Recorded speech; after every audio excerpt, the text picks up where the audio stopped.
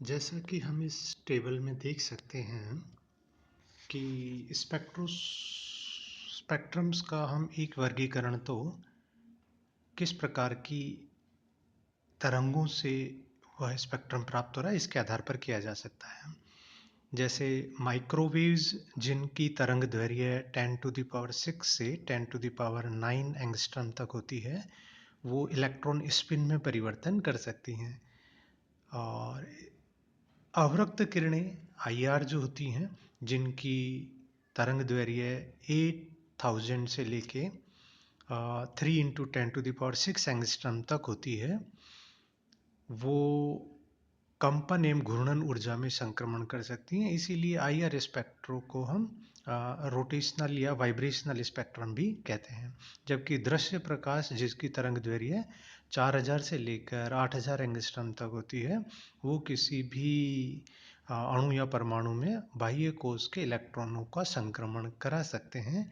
इसीलिए हम visible spectroscopy को ही इलेक्ट्रॉनिक स्पेक्ट्रोस्कोपी भी कहते हैं।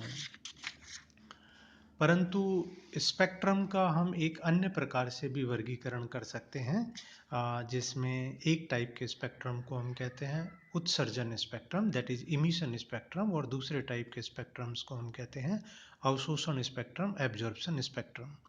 अब चाहे उत्सर्जन स्पेक्ट्रम हो या अवशोषण स्पेक्ट्रम, ये स्वयं दो प्रकार के हो सकते हैं, सतत यानी कॉन्टिन्यूस स्पेक्ट्रम या असतत या डिसकॉन्टिन्यूस स्पेक्ट्रम। अब डिसकॉन्टिन्यूस स्पेक्ट्रम यानी असतत स्पेक्ट्रम भी अपने आप में दो प्रकार के हो सकते हैं, दैट इज रेखिल spectrum, that is line spectra, और या फिर बैंड स्पेक्ट्रा। अब ये बैंड स्वयं तीन प्रकार से ओरिजिनेट हो सकते हैं, या तो इलेक्ट्रॉनिक ट्रांजिशन की वजह से, या वाइब्रेशनल ट्रांजिशन की वजह से, और या फिर रोटेशनल ट्रांजिशंस की वजह से। और इसी के आधार पर बैंड स्पेक्ट्रा तीन प्रकार के हो सकते हैं, इलेक्ट्रॉनिक, या जिसको हम UV विजिबल स्पेक्ट्रा भी कहते हैं, और वाइब्रेशनल स्पेक्ट्रा जिनको हम IR स्पेक्ट्रा भी कहते हैं, और रोटेशनल स्पेक्ट्रा या जिसे हम माइक्रोवेव स्पेक्ट्रम भी कहते हैं। अब उत्सर्जन स्पेक्ट्रम, जब किसी भी पदार्थ को हम काफ़ी अधिक गर्म करते हैं, इनकैंडिसेंट तक गर्म करते हैं, या किसी गैस में जब विद्युत विसर्जन करते हैं, तो उस पदार्थ या गैस में से विकिरण उत्सर्जित होने लगते हैं, जिनको स्पेक्ट्रोस्कोप से गुजारा जाए तो जो स्पेक्ट्रम प्राप्त होता है उसे उस इनकैंडिसेंट तप्त गर्म पदार्थ का उत्सर्जन स्पेक्ट्रम कहते हैं। या संक्षेप में कहें तो किसी भी पदार्थ से उत्सर्जित होने वाले प्रकाश को स्पेक्ट्रोमीटर से गुजारने पर जो स्पेक्ट्रम प्राप्त होता है, उसे उस पदार्थ का उत्सर्जन स्पेक्ट्रम कहा जाता है। जबकि अवशोषण स्पेक्ट्रम में किसी स्रोत से प्राप्त श्वेत प्रकाश को, जिसमें भिन्न भिन्न बहुत सारी तरंग दैर्घ्य वाला प्रकाश सम्मिलित हो, उसको किसी अवशोषण करने वाले माध्यम, जो कि ठोस, द्रव या गैस अवस्था में हो सकता है, अवशोषण माध्यम में से गुजारा जाता है।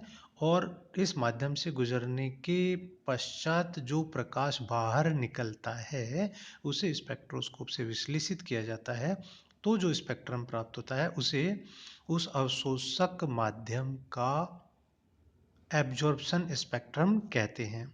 ऐसे स्पेक्ट्रम में प्रकाशमान पृष्ठभूमि पर काली अंधकारमय रेखाएं या बैंड प्राप्त होते हैं।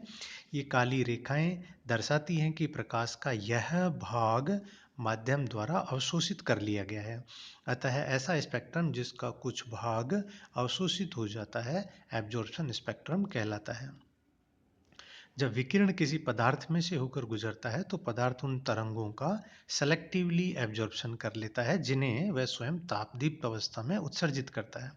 अवशोषण स्पेक्ट्रम में इन रेखाओं की पोजीशन ठीक वहीं होती है जहां वह तत्व अपने उत्सर्जन स्पेक्ट्रा में इन रेखाओं को प्रदर्शित करता है।